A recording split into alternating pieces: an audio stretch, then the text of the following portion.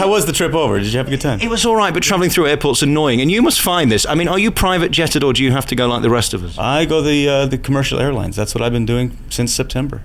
It can be trying, but you enjoy it. I love getting out with the public. Yeah, you get stared at all the time. You want autographs and things like that. But I remember dealing with a lot of celebrities in my past where they just shun the public. I don't get that, Alex. I don't get it because the public put them where they are today. And I mean, yes, there's a private side of my life. Half of my life belongs to my wife and kids, period. But the other half, I'm a celebrity. If you're going to be a celebrity, be one. And we all want to know now. I notice you do a lot of these programs where they want to gossip on celebrities, and I saw you on there the other day. Yeah. There's an insatiable need now for us to know everything. Do you know when that happened, when we needed to know everything behind your closed door? Yeah, it happened when I invented the internet, when I first came out with that whole technology. Basically, everything is at our fingertips now. That's the day and age we live in. I love it because I'm a techno geek, basically. I admit it. And sometimes you get to data overload, but I need to know what's going on, and we have the capability of doing so, and so we take advantage of it. At least I do. That's why I do Entertainment Tonight and The Insider, those two shows, is because I love getting out information. I love acquiring information. The more you know, the more wise decisions you can make. But it does open you up that they're going to ask you questions that you sometimes may not want to answer.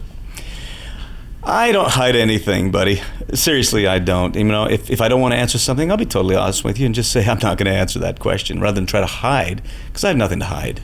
One of the first times I heard an interview with you was on the Howard Stern show years and years and years ago. You heard that. I did, and I saw the video of it as well, and it's just so great the way you handled him, who's trying to get stuff out of you. If you've got nothing to hide, there's nothing to fear, and I think that's really your mantra, isn't it? I think it is. I'll never forget just about 10 minutes before I walked into his lair, basically. I'm sitting there sweating bullets. And then I had a kind of an epiphany.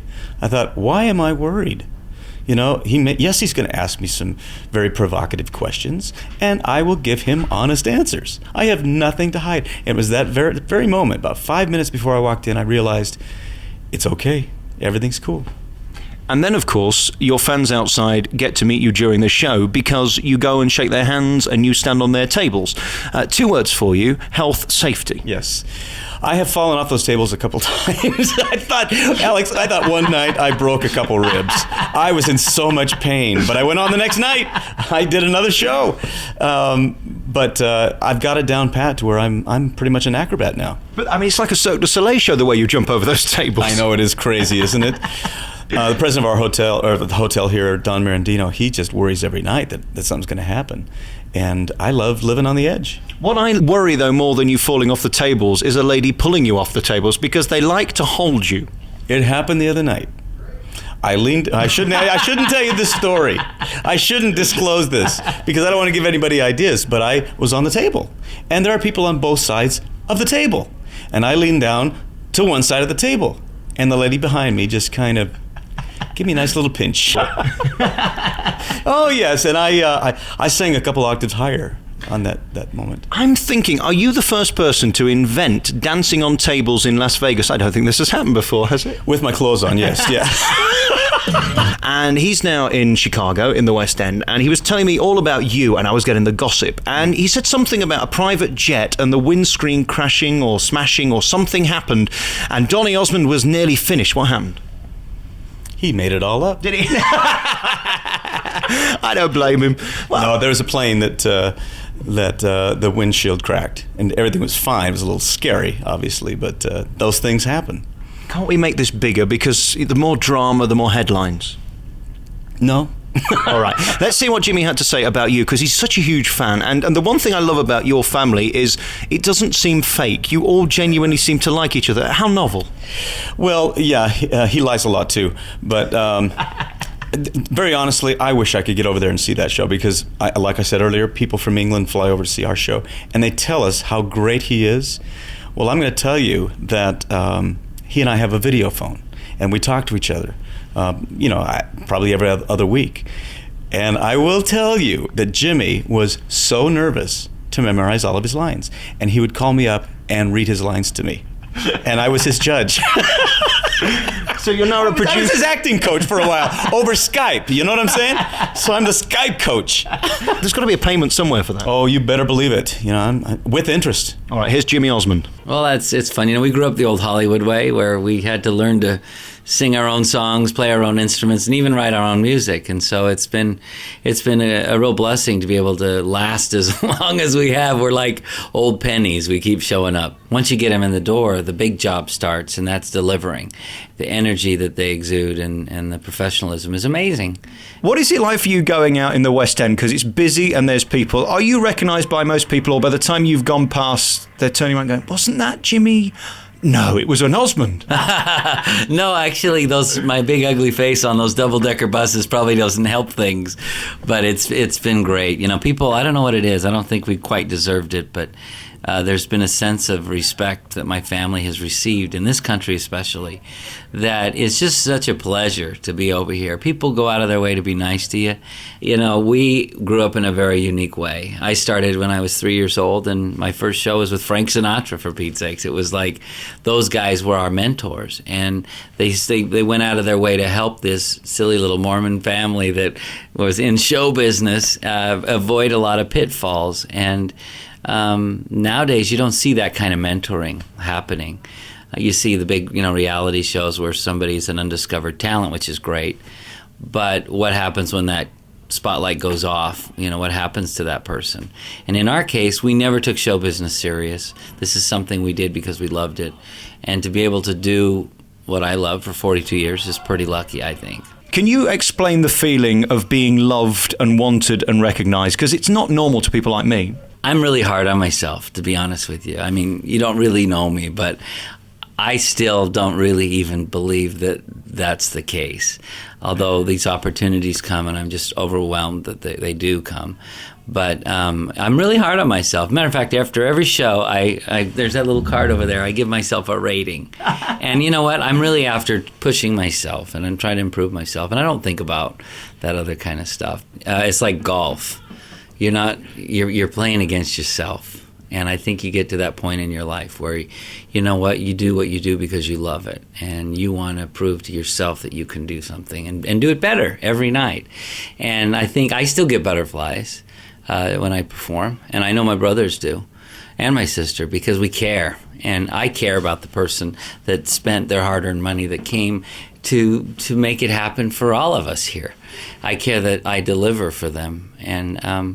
What a cool and infectious thing to be involved in, when you can literally take 2 hours out of somebody's life where they leave their troubles at the door, and they can, get lost in this musical or in a concert, whatever. It's such a cool job, and it makes you feel like your day is worth it, And you talk about, Donny is a perfectionist, but it's not just in show business. It's in every aspect of his life. I mean, our dad was an Army sergeant, and when he wasn't, he was always working no matter what he did. And when Donny goes home for 2 days, he is cleaning out the storage shed. I mean, he is a hard-working guy, down to earth, and he's really one of my heroes. He really is. It's interesting because I hear a lot of people in this business say, I'm leaving the business. I don't think you leave the business, it leaves you. No kidding. Don't you think, really? Oh, I do. I think, though, there are times when people, when they don't want to be bothered and have their autograph and all that kind of, give their autograph, they need to leave the business, because, you know what, it's those people that put you there. And you put yourself in that situation, and so you should just be grateful that anybody even cares. And I am, and I do. My life was so fast in the early part of my life, with our career and the way things went. I didn't stop and enjoy the moment. And I'm now 45, 4 kids, and I want them to experience it. So it's forcing me to take a breath and enjoy life. And it's always nice when you see something like Larry King live and you're all on together and we get to hear your stories, the ups and the downs, because life isn't always showbiz, is it? No, peaks, valleys. We've had a lot of both. And no family escapes health issues, financial stress. I mean, we all put our pants on one leg at a time, and I've said that many times, but it's really a true story. This so-called thing called celebrity is really a phony, false thing, and if you allow yourself to get caught up in your own hype, that's when you're ready for a fall. And we have had quite a few tough times, but those times have made us stronger. But the one I really want to meet is Marie. How do I get a date with Marie? Well, just tell her that her business manager, which is me, said she has to say hi. No, she's a wonderful gal. And talk about talented. And she's got so much momentum right now in America. She's got a new television series coming out, and I'm just really proud of her. And she's had struggles. Talk about struggles in your life. She's gone through a couple divorces, and, she has 8 children. 5 of them are adopted. And she's dealt with about every life possible situation, and she always comes out just graceful. But I think, as she said before on TV and on radio, it's you guys who keep her going together, the unity between the family, and that's so inspirational at this time more than anything, with all that goes wrong in the world and all that's going on. It's all about the team, isn't it, at home? Well, it is. I think we learned something early on, is that family is more important to us. You usually only realize that at the beginning of your life and the end of your life. But fortunately, we've been able to somehow hold on to each other in spite of our differences, because we have many differences like every family. But I know when the chips are down, my brothers are there for me, and so is my sister. So it's pretty cool. Very finally, you're going into Chicago. Big role. A chance for you to look glamorous and showbiz and be adorable. There's a first time for everything. You're looking forward to it? I am. I really am. It's a very grown-up play. And what's nice, a lot of people have a misconception about the role of Billy Flynn. They think of him as this greasy lawyer, but the truth is, he's a lawyer. I guess he is kind of greasy, but not in a bad way. He's charming, and if you ever saw the movie that Richard Gere, when he played it, you knew that it was a great character. And it doesn't do anything that compromises me and my beliefs, and I'm just thrilled that they allowed me the opportunity to be in such a fascinating, world-famous, world-class musical. And the interesting thing about it is it's so about today, media manipulation and what we should believe and what we shouldn't believe and what we're told and what's true and what isn't. It's such a relevant story all these years later. It's almost embarrassing that we keep making the same mistakes. This is what happens in the 30s, and you leave the play going, wow, celebrity really isn't worth that, is it?